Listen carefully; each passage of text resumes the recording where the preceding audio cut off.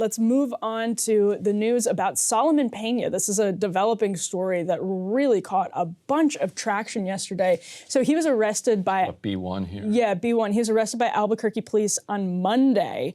They call him the, quote, mastermind behind a recent string of shootings that were targeting Democratic lawmakers' homes. I'm reading from the Albuquerque Journal right now. The suspect is a Republican who unsuccessfully ran for office. He ran for a state representative slot back in November and claimed that his election was rigged. He seems to have been at January 6th.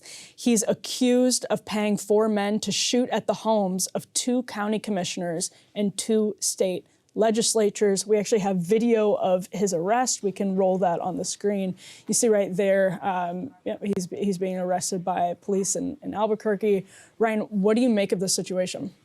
So, I mean, first of all, people should understand that, so he got something like 25% of the vote, and there are, maybe thousands, certainly more than 1,000 of these types of races around the country where you'll have a fringe, basically a fringe candidate. The party doesn't want to put anybody up because they know they're going to get absolutely hammered. People who do run those campaigns kind of run them for practice. Yeah. To say like, all right, let me see what it's like to kind of hire a campaign manager, to do call time, to go to town halls and eat the rubber chicken. Let me see if I enjoy this, knowing that I'm going to lose by 50 points. And then you're going to have some complete lunatics, who are going to run for these positions. And so it appears that he was one of these. The police say that the New Mexico news media say that he may have even accompanied these hitmen that he allegedly hired on some of these. In one of the shootings, 10 or 12-year-old girl sleeping in the home, yeah. And 3 bullets went through the bedroom. Yeah, which is just utterly horrifying. Nobody who is running for office signs up for that. Nobody deserves that.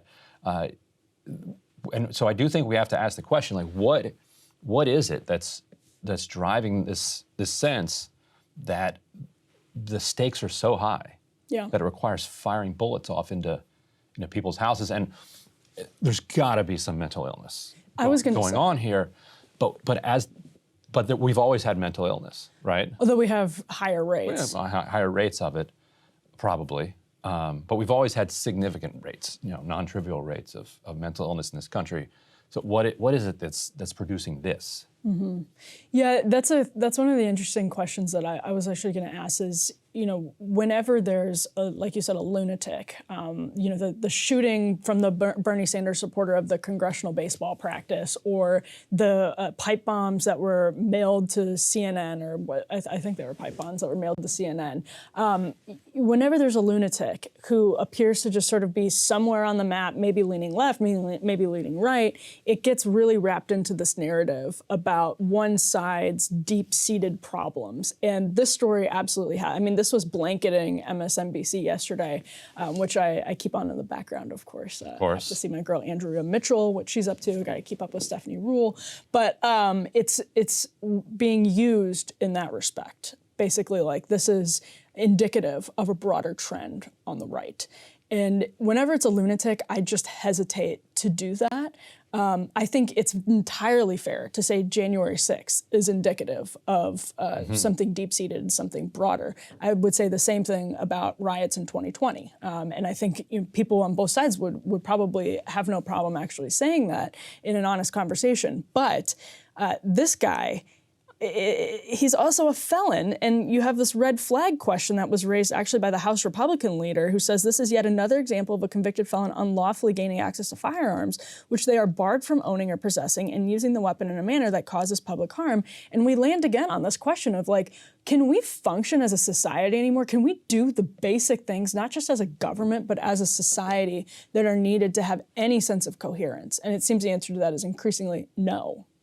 I think that point about the guns is a good one, and goes to the question of, like, why is this happening more? Because if you have more anger, and you have either a stable or a slightly rising level of mental illness, but you have 3 times more guns than you had in the past, then you're going to be more likely to see gun violence, flowing out of that. And it's kind of a fantasy to think that you could have 300, 400, 500 million guns in a country with 330 million people, and that you would then be able to precisely keep those weapons out of the hands of every single felon or every other person that has them. Like if you're going to have a culture that has that many guns, this is going to be a result of that. But you're right that in the wake of one of these shootings, you see everybody scouring kind of the social media feed of the person who did this. This one, they didn't have to go far, because they're trying to divine where the political leanings are. Like, oh, he ran for office as a Republican. He was at January 6th. And he was going to go ahead and put that one in the R column over here. But you're right that it is a contest, and you'll see people saying like, oh God, I hope this wasn't one of our guys, whether that's left or right. As they're kind of waiting with bated breath to find information on the shooters, that then everybody can go into their battle stations and make their political points. Well, and you just also, I think, raised something that's, you said earlier actually that he was, what's the word you used?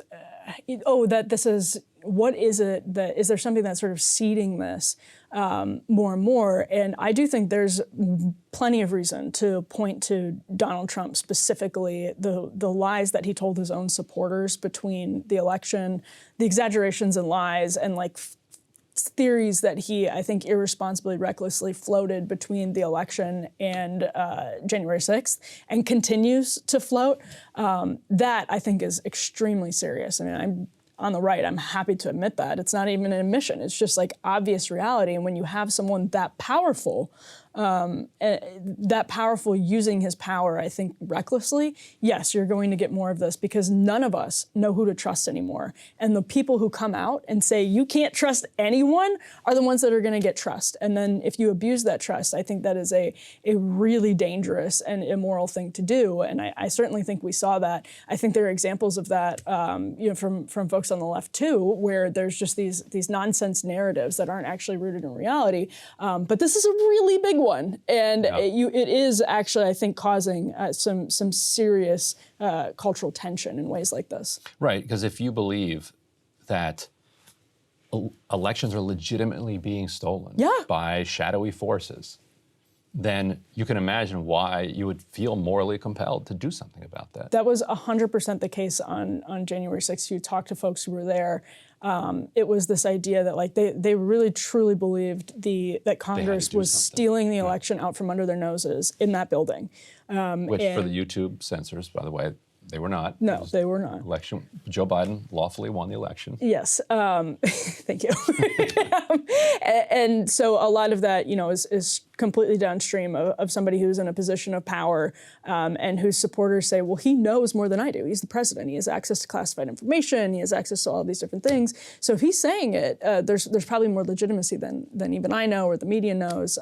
So it's just an abuse of that power. Hey guys, ready or not, 2024 is fully upon us now, and Sagar and I have been brainstorming ways that we can really up our game for this critical election. Yeah, we rely on our premium subs to expand our coverage, to add staff, to upgrade the studio. We just want to give you the best independent coverage of this election, which is possible. So if you can help us out, become a premium subscriber today, breakingpoints.com, or the link is down here in the description video. It really means the world to us, and if you like what we're all about, this is the best possible way to keep us 100% independent, working only for you.